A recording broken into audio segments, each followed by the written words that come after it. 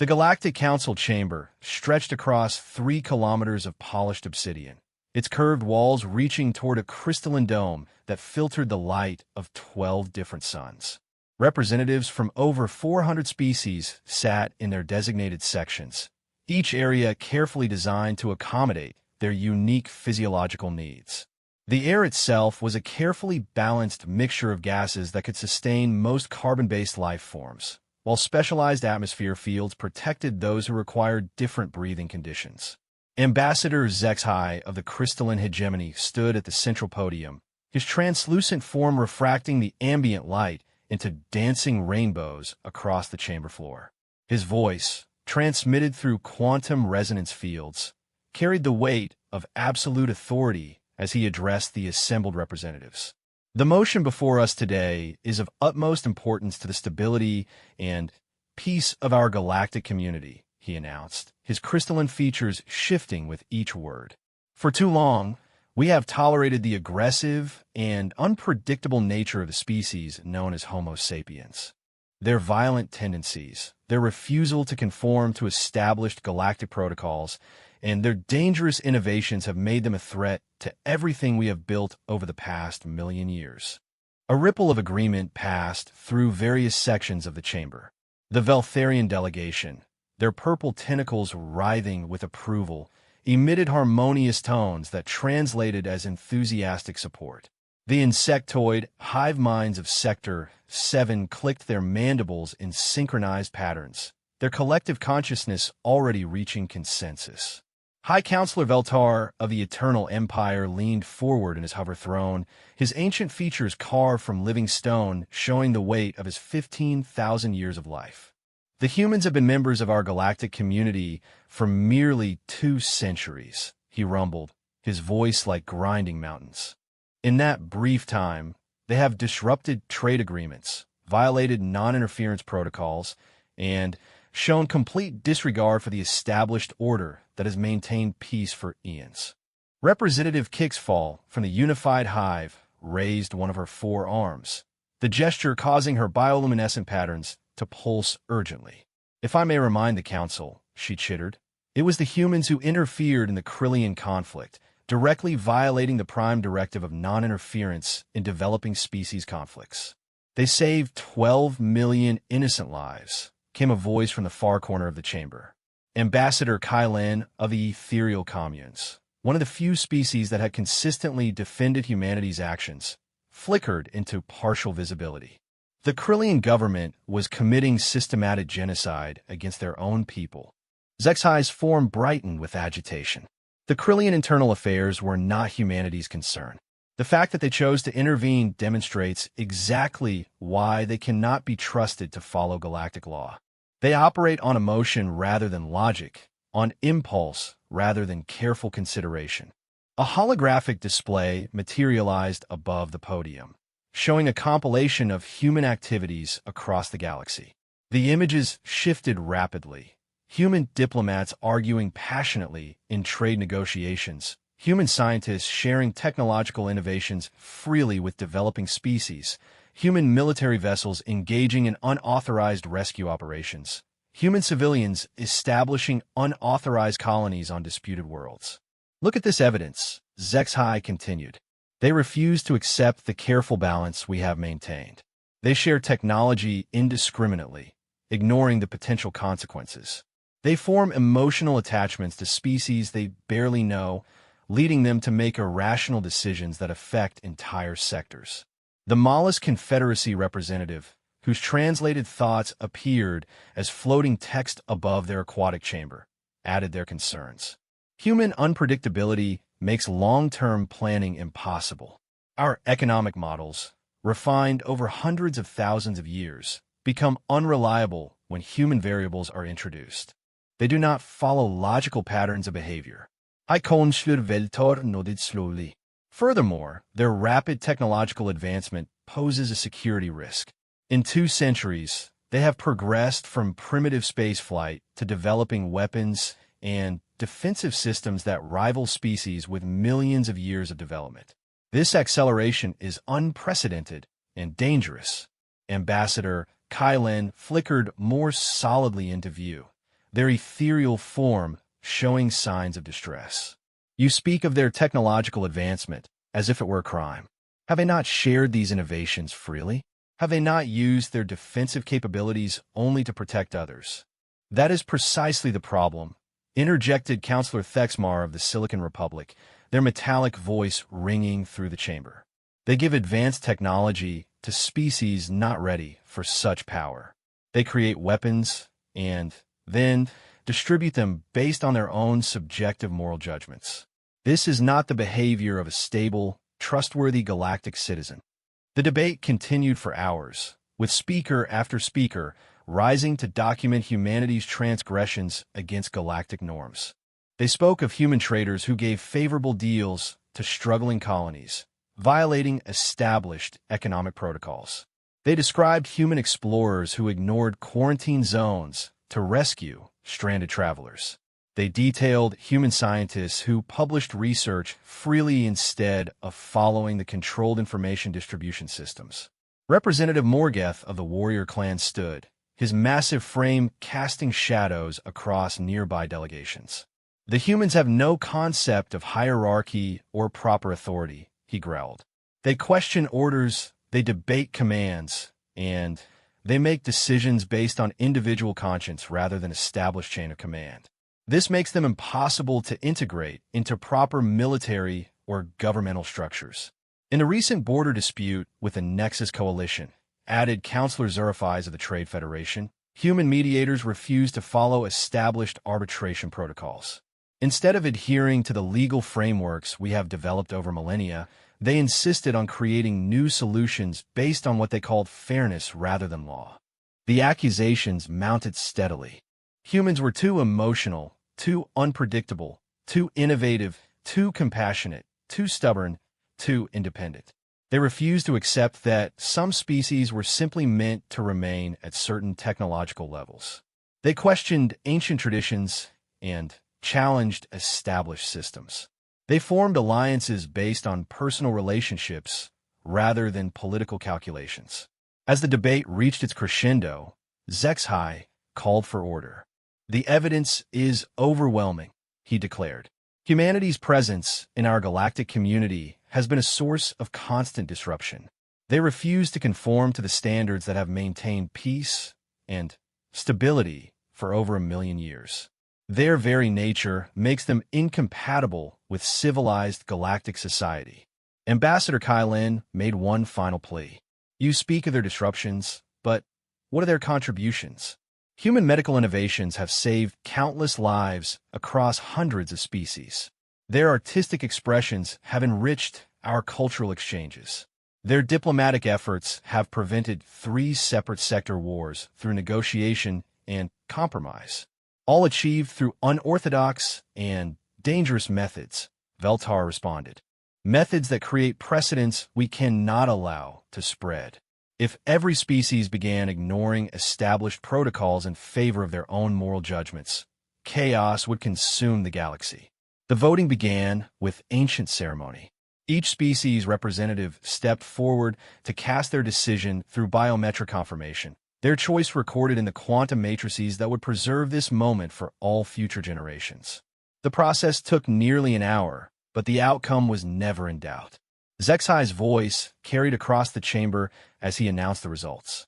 By a vote of 378 in favor, 19 against, and 7 abstentions, the Galactic Council hereby expels the species Homo sapiens from all galactic territories and institutions.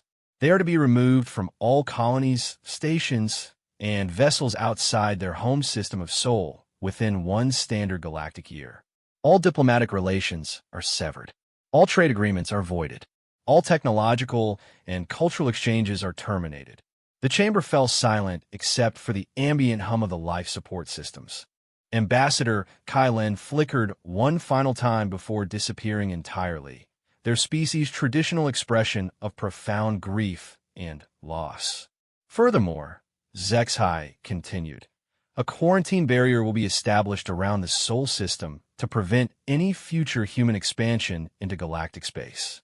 This decision is final and irreversible, recorded in the eternal archives, and protected by the full authority of the Galactic Council. In the human delegation section, Ambassador Sarah Chun sat in stunned silence.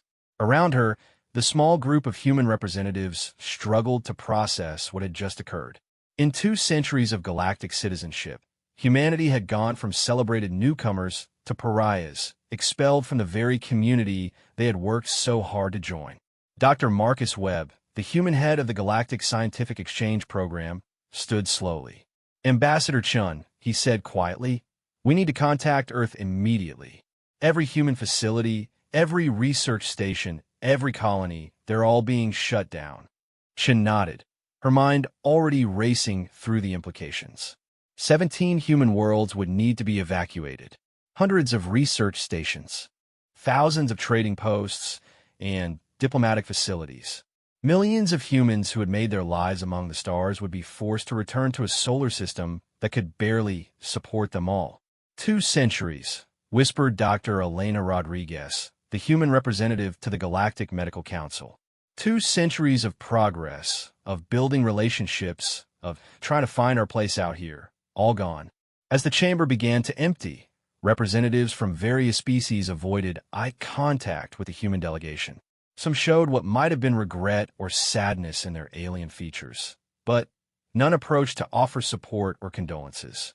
The decision had been made, and galactic society would close ranks around it. Ambassador Chun stood and began gathering her materials. Around her, the vast chamber seemed to echo with finality. Humanity's time among the stars was over before it had truly begun. They had been judged too different, too disruptive, too human for the ordered perfection of galactic civilization. "Begin the evacuation protocols," she said to her staff. "Contact every human facility in galactic space. We have 1 year to bring everyone home." As the human delegation filed out of the chamber for the final time, none of them could have predicted that within 50 years, many of these same species would be desperately seeking their return. The galaxy was about to learn what peace without humanity truly meant, and the lesson would be harder than anyone could have imagined. The great doors of the Galactic Council chamber sealed behind them with a resonant boom that seemed to echo across the stars themselves, marking the end of humanity's first chapter in galactic politics, and the beginning of a separation that would reshape the very nature of interstellar civilization. 53 years had passed since the Great Expulsion, and the galaxy had settled into what the Galactic Council proudly called the New Stability. Trade flowed along established routes with mathematical precision. Conflicts were resolved through proper channels using ancient protocols. Technology advanced at the careful, measured pace that had been maintained for millennia. The disruptive influence of humanity had been eliminated, and galactic civilization could return to its natural order. On the crystalline world of Nexus Prime, Ambassador Zexhai stood before a floor-to-ceiling window in his private chambers, gazing out at the perfectly manicured gardens below. The geometric patterns of the landscaping reflected the orderly nature of galactic society, each element in its proper place, serving its designated function without deviation or surprise. It should have brought him satisfaction, but lately, something felt different. A soft chime indicated an incoming communication. Zexhai turned as a holographic projection materialized in the center of his chamber. High Counselor Veltar, his ancient stone features showing signs of concern that hadn't been there in decades. "Zexhai, we need to discuss the situation in the Outer Rim territories," Veltar began without preamble. "The Krillian situation has deteriorated significantly. I thought the Krillian government had successfully stabilized after the humans were removed from the equation," Zexhai replied, though he already suspected where this conversation was heading. Veltar's expression grew darker. "That was the assumption, yes.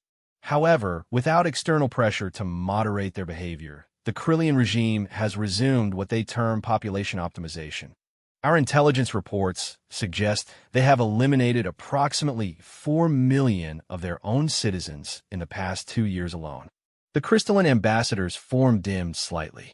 During humanity's brief presence in galactic affairs, they had intervened in the Krillian conflict, saving 12 million lives through a combination of military pressure and diplomatic negotiation.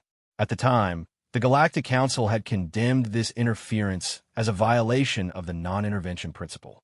Now it seemed non-intervention had its own consequences. What does the Council propose to do about this situation? Zexai asked, though he suspected he already knew the answer. The same thing we have always done, Veltar replied.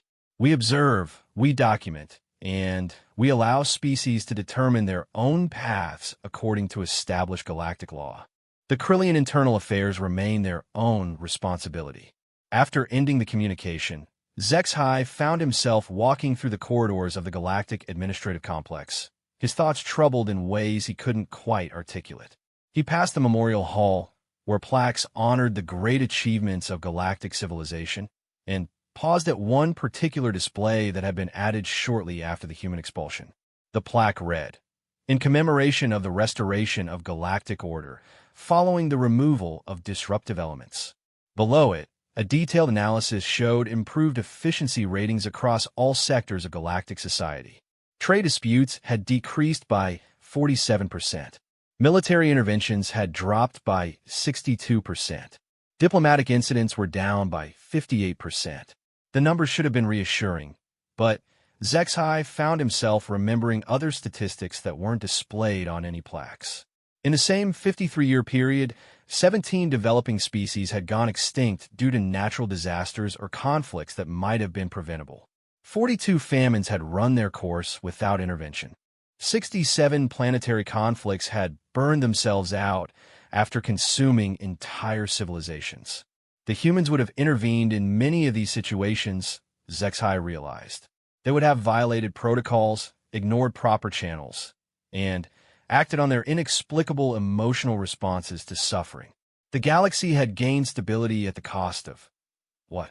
Lives that could have been saved, civilizations that might have flourished. His contemplation was interrupted by the arrival of Ambassador Kixfall from the Unified Hive. Her bioluminescent patterns flickered in agitation as she approached. Zexai, I need to discuss the situation with the ethereal communes, she said, her forearms gesturing rapidly in patterns that indicated extreme distress. The ethereal communes, Ambassador Kylen's people, who had been among the few species to consistently defend humanity's actions. After the human expulsion, they had gradually withdrawn from active participation in galactic affairs, attending council sessions, but rarely speaking or voting. What about the ethereals? Zexai asked, though he had noticed their increasing absence from recent gatherings. They've been conducting unauthorized research into dimensional physics, Kixfall chittered. Our intelligence suggests they're attempting to develop technology that would allow them to exist outside normal space-time. Zexai's form brightened with surprise. That would violate at least 14 different galactic regulations regarding experimental physics. That's not the concerning part, Kixfall continued. The concerning part is why they're doing it. According to our sources, they want to find a way to contact the humans. The implications hit Zexai like a physical blow. The ethereals, one of the galaxy's oldest and most respected species, were willing to violate fundamental galactic laws for the chance to reconnect with humanity. This suggested a level of regret or loss that went far beyond anything the Council had anticipated when they made their decision. Have they succeeded in making contact? He asked. Unknown. But there have been reports of strange energy signatures in the space around the Sol quarantine barrier. Some of our monitoring stations have detected what appear to be communication attempts using unknown technologies. Over the following days, Zexai found himself paying attention to details he had previously ignored. In the council chambers, debate had become increasingly sterile and predictable. Representatives stated their positions, cited established precedents, and voted according to predetermined patterns. There were no unexpected arguments, no passionate appeals, no innovative solutions to persistent problems. The gallery where public observers once gathered to witness council proceedings now stood mostly empty. During humanity's membership, these sessions had drawn crowds of interested citizens from across the galaxy. Humans had a way of making even routine administrative decisions seem important and dramatic. Without them, galactic politics had returned to being the province of professional bureaucrats and career diplomats. Trade statistics told another story that troubled Zexhai more each day. Yes, disputes had decreased, but so had overall trade volume. Human merchants had been notorious for offering favorable terms to struggling colonies, creating uneven market conditions that frustrated established trading houses. But they had also opened new markets and created opportunities for species that had been excluded from traditional trade networks. With humans gone, trade had consolidated along traditional routes between established partners. Younger species found it increasingly difficult to break into galactic commerce. Developing worlds struggled to find markets for their products. The galaxy had achieved efficiency at the cost of innovation and opportunity. The most troubling reports came from the frontier regions where humanity had established their furthest colonies. These areas had been centers of rapid development and cultural exchange. Human settlements had served as meeting points for dozens of species, creating vibrant multicultural communities where ideas and technologies flowed freely. After the evacuation, many of these settlements have been abandoned entirely. Others have been taken over by single-species populations that maintain them as isolated outposts. The dynamic, innovative character of the frontier had given way to routine resource extraction and military monitoring. Dr. Thexmar from the Silicon Republic had been conducting a long-term study of innovation rates across galactic civilization. When Zexhai requested access to the preliminary findings, the results were sobering. New patent applications had declined by 34%. Breakthrough discoveries had dropped by 41%. Most concerning of all, the rate of cross-species collaboration on scientific projects had fallen by over 60%. The humans had a unique approach to problem-solving, Dr. Thexmar explained during their private meeting. They combined technologies and concepts from different species in ways that none of us would have considered. Their absence has created a significant gap in our collective innovation capacity. But surely other species can adapt to fill that gap? Zexhai asked. Dr. Thexmar's metallic features shifted in what might have been uncertainty. Perhaps, given enough time. But human innovation was based on their peculiar combination of curiosity, risk tolerance, and emotional investment in solving problems. Other species approach challenges differently. We are more methodical, more cautious, more predictable. The word hung in the air between them like an accusation. Predictable. It was exactly what the Galactic Council had wanted when they expelled humanity. But predictability, it seemed, came with unexpected costs. Later that evening, Zexhai accessed the restricted archives that contained recordings of human activities during their 2-century membership in galactic society. He told himself he was conducting research to ensure that the Council's decision had been correct, but as he watched hours of footage, different patterns began to emerge. He saw human diplomats working around the clock to prevent a war between the Mollusk Confederacy and the warrior clans, not because they had strategic interests at stake, but because they couldn't bear the thought of unnecessary deaths. He watched human scientists sharing their most advanced medical research with species that had nothing to offer in return, simply because it was the right thing to do. Most striking were the recordings from various crisis situations where humans had been present. During the Nexus Plague outbreak, human medical teams had ignored quarantine protocols to enter infected areas and develop treatments. When the gravitational cascade threatened to destroy the Helix Nebula colonies, human engineers had jury-rigged impossible solutions using materials that shouldn't have worked together. In each case, humans had violated established procedures and protocols. In each case, their actions had saved lives and prevented disasters. The galaxy had gained stability by removing this chaotic element, but it had also lost something that Zexhai was only beginning to understand. The final recording he reviewed showed the departure of the last human evacuation convoy from Galactic Station Alpha. Ambassador Sarah Chun stood at the observation deck, watching as human families boarded transport ships that would carry them back to the Sol system. Her expression showed a mixture of sadness and something else, not anger or resentment, but what might have been disappointment. As the convoy disappeared into hyperspace, Zexhai realized that the galaxy had not just expelled a problematic species. They had exiled the only civilization that consistently chose compassion over efficiency, innovation over tradition, and hope over established order. The question that haunted him now was simple. Had they made a terrible mistake? And if so, was it possible to correct it before the galaxy's newfound stability led to stagnation and decay? The new stability was beginning to feel less like an achievement and more like a slow death, and Zexai suspected he was not the only one beginning to notice. The emergency session of the Galactic Council convened in absolute secrecy, with only the highest-ranking members of each species' delegations present. The usual grand ceremonies and formal protocols had been abandoned in favor of urgent necessity.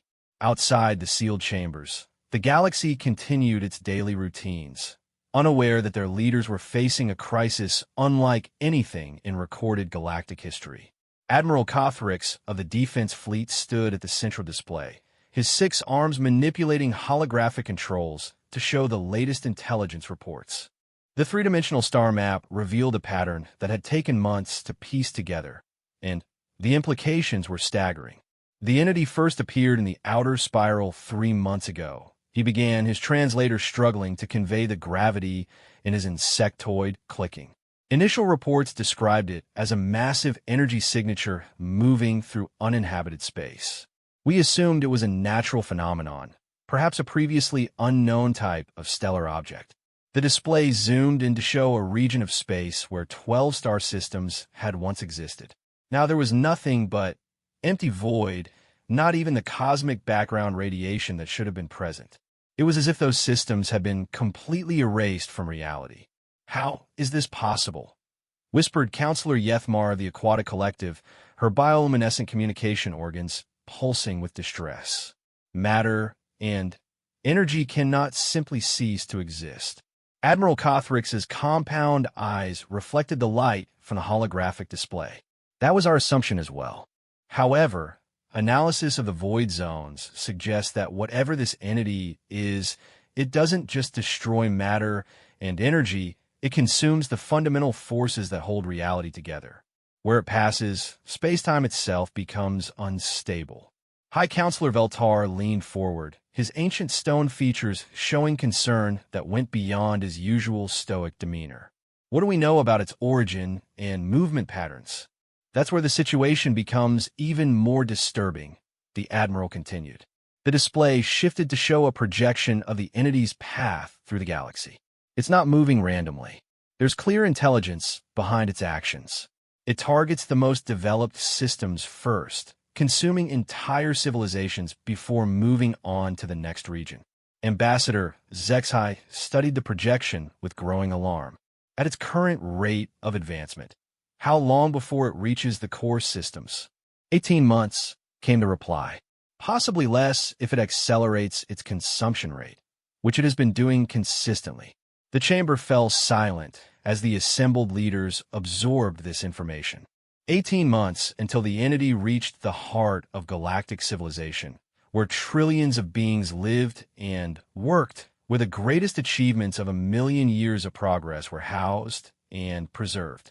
What about our military response capabilities? Asked General Morgeth of the warrior clans. Surely our combined fleets can mount some kind of resistance. Admiral Cothrix's posture suggested defeat before he even began his explanation. We've sent 3 separate battle groups to engage the entity. The first group consisted of 200 vessels from 15 different species, armed with our most advanced weapon systems. They managed to transmit for approximately 4 minutes before all communication ceased. The holographic display showed the location where the first battle group had encountered the entity. Like the consumed star systems, there was now only empty space where the fleet had been. The second and third attempts used larger forces and different tactical approaches, the Admiral continued. The results were identical. Whatever this entity is, our conventional military technology appears to be completely ineffective against it. Representative Kixfall raised one of her 4 arms, her bioluminescent patterns flickering with agitation. Have our scientists made any progress in understanding the entity's nature or weaknesses? Dr. Thexmar of the Silicon Republic activated his own holographic interface, displaying complex equations and energy readings. Our analysis suggests that the entity exists partially outside normal space-time dimensions. It appears to manipulate fundamental forces in ways that our physics cannot explain. We believe it may be using advanced dimensional manipulation technology. Technology? Veltar's voice carried a note of hope. Then, it was created by some intelligence. Perhaps we can communicate with it, negotiate some kind of agreement. We've tried, Dr. Thexmar replied grimly. Every form of communication we know has been attempted. Mathematical concepts, universal scientific principles, musical patterns, even basic mathematical sequences. There has been no response whatsoever. If the entity is aware of our attempts to communicate, it shows no interest in responding. Ambassador Kalen of the ethereal communes flickered into fuller visibility, their translucent form showing signs of agitation that their species rarely displayed. There is another possibility we must consider, they said, their voice carrying harmonics that suggested deep concern. What if this entity is not from our galaxy at all? What if it comes from somewhere else entirely? The implications of this suggestion rippled through the assembled leaders. An entity from outside the galaxy, possessing technology so advanced that it could manipulate reality itself, consuming entire civilizations for unknown purposes. It was beyond their worst nightmares. If that's true, Zexhai said slowly, then everything we know about physics, about technology, about the limits of what's possible, it's all inadequate to deal with this threat. Dr. Thexmar nodded reluctantly. Our technological development has followed predictable patterns for millions of years. We advance incrementally, building on established principles. But an external civilization might have taken completely different developmental paths, reached solutions we never considered. What you're describing, General Morgeth rumbled, sounds like magic to us. Technology, so advanced it appears supernatural. Exactly, Dr. Thexmar agreed. And against such capability, our traditional approaches to warfare and diplomacy are meaningless.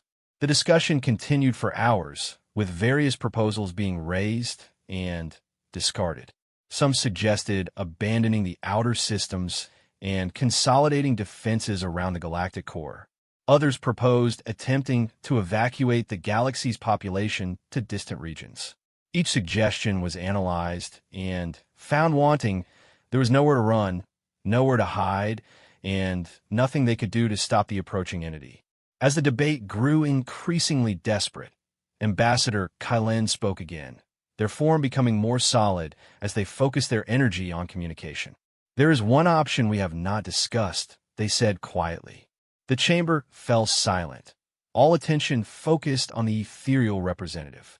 During humanity's time among us, Kylen continued, they demonstrated approaches to problem-solving that we considered chaotic and unpredictable. They combined technologies in impossible ways, took risks that violated all logical parameters, and somehow achieved results that our calculations said were impossible. Zexhai felt a cold certainty forming in his crystalline core. You're suggesting we contact the humans.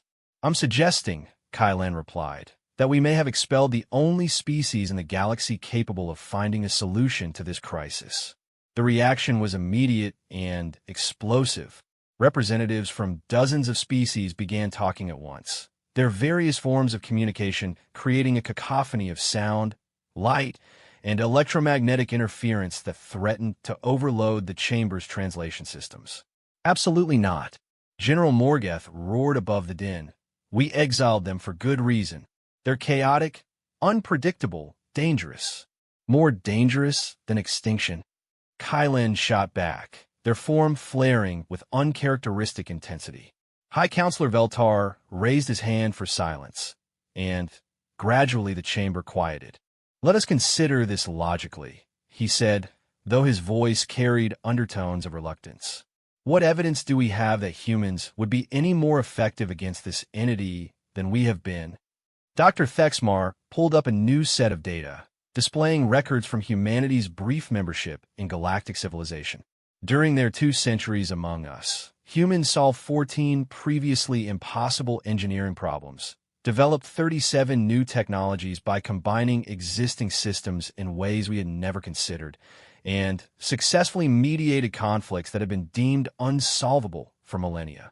They did all of this by ignoring established protocols and acting on emotional impulses, Admiral Cothrix pointed out. That's exactly why we expelled them. Yes, Dr. Thexmar agreed, but emotional impulses and irrational approaches might be exactly what we need against a threat that our rational methods cannot address. Ambassador Zexhai found himself in the unexpected position of supporting an idea that went against everything he had believed for over 5 decades. The entity consumes matter, energy, and space-time itself. Our conventional approaches, military, diplomatic, scientific, have all failed completely. Perhaps unconventional approaches are our only remaining option. Even if we decided to contact them, Counselor Yethmar interjected, the humans were quarantined 53 years ago. They've been completely isolated from galactic civilization. They may not even possess space travel capability anymore. Actually, Kylin said quietly, they do. The chamber fell silent again, this time with the weight of revelation. The ethereal communes have been monitoring the Sol system, Kylin admitted. We developed dimensional communication techniques specifically to observe human development during their isolation. What we discovered is remarkable.